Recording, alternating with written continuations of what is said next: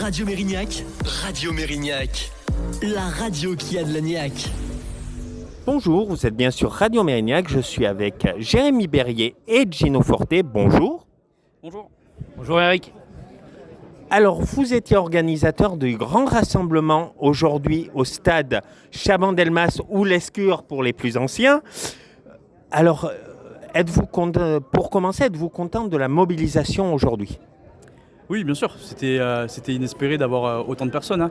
Surtout qu'il y a eu le rassemblement d'hier déjà, donc je pense que les deux rassemblements étaient dans le même but. Et voir autant de personnes aujourd'hui, on était pas loin de 2000, hein. Donc c'est quand même un sacré chiffre.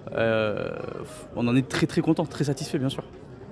Ouais, comme dit Jérôme, c'est ça, c'est une fierté, une appartenance à ce maillot qui est hyper importante, et d'avoir autant de monde, on ne s'imaginait pas que ça impacterait autant, il faut être honnête. Vous aviez le soutien de plusieurs hommes politiques. On a vu le maire de Saint-Médard-en-Jalles, le maire de Bordeaux, Pierre Urmic, des soutiens du monde de la télé et des soutiens du monde du foot. Alors, comment ça s'est organisé tout cela ?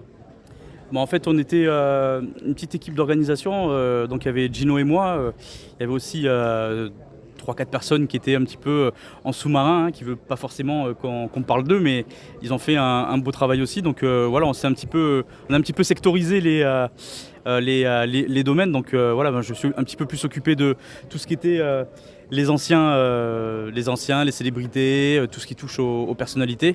Et Gino était un petit peu plus dans l'organisation pure, les moyens techniques, etc. Avec notamment Sébastien de l'association Préservant l'Escure qui a fait aussi un gros travail de son côté. Donc c'était une équipe de 5-6 personnes et on a tous mis un petit peu notre pierre à l'édifice et ça donne le résultat d'aujourd'hui. Exactement, c'était une petite équipe mobilisée, mais comme l'a bien dit Jérémy, Sébastien qui nous a aidé à appréhender le lieu qui est ce parc L'Escure, dans sa globalité en plus, et c'est voir ces tribunes de la pelote basque remplies comme elles étaient remplies, la mairie aussi qui nous a donné un coup de main considérable, et on peut leur dire un grand coup de chapeau et un merci énorme. Et tout ce monde, comme tu l'as dit Eric, de la politique aussi qui était là. Je rajouterai monsieur Philippe Poutot qui était là pour ne pas l'oublier, qui est aussi conseiller municipal. Mais en tout cas, il y avait des personnalités qui sont venues au moins témoigner d'un certain engagement par rapport aux Girondins de Bordeaux, et on espère que ça sera suivi d'effets dans les prochaines semaines. D'accord. Alors, on va parler aussi de la situation aux Girondins, puisqu'ils sont en N2. Et hier, Gérard Lopez sortait un communiqué où il faisait un mea culpa, mais en même temps, il a dit son intention de rester. Qu'en pensez-vous ? Je pense que c'était un ramassis de conneries, des mensonges dans la continuité de ce qui se fait depuis 3 ans. Donc il dit qu'il a fait des fautes, mais c'est pas vraiment lui. J'ai trouvé ça vraiment dans la continuité, aussi naze que ce qu'il fait depuis 3 ans. Donc des mensonges et des mensonges. D'accord. Oui. Alors oui, excusez-moi, j'étais notamment avec un supporter, on va dire, qui nous félicite par rapport à l'événement et qui a aussi aidé énormément. Donc ta question c'était, Eric ? C'était le communiqué hier de Gérard Lopez, oui, qui disait qu'il regrettait aujourd'hui sa situation et son absence, et on sent qu'il a une envie de rester. Justement, qu'en pensez-vous ? C'est odieux comme communiqué.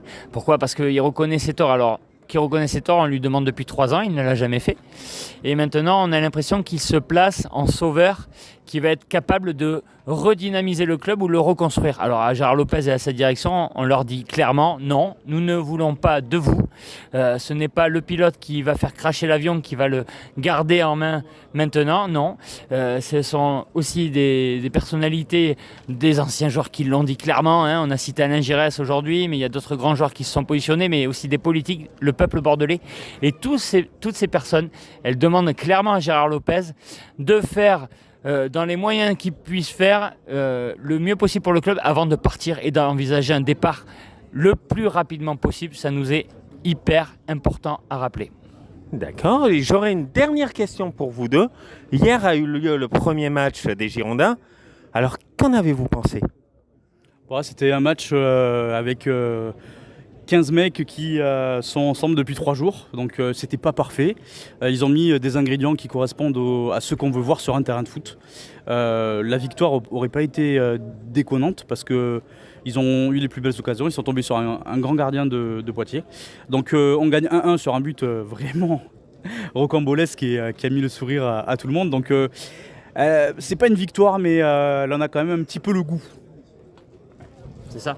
C'est un beau signe du destin, quelque part peut-être, pour au moins avoir une espérance. Ce but du gardien, qui est une chose rarissime. Et c'est vrai qu'au Girondins, on a l'habitude de dire qu'on vit des choses qui n'arrivent que chez nous depuis quelques années. Et si ça pouvait être du positif, c'est ça qu'on aimerait retirer.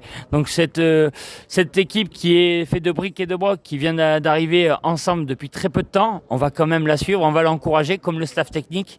Et on sait bien faire la part des choses entre l'effectif professionnel ou l'effectif de la Nationale 3 et cette direction. Donc on sera quand même en opposition à cette direction, mais on encouragera de toutes nos forces notre club et notre équipe. Eh bien, merci Jérémy Berrier et Gino Forte.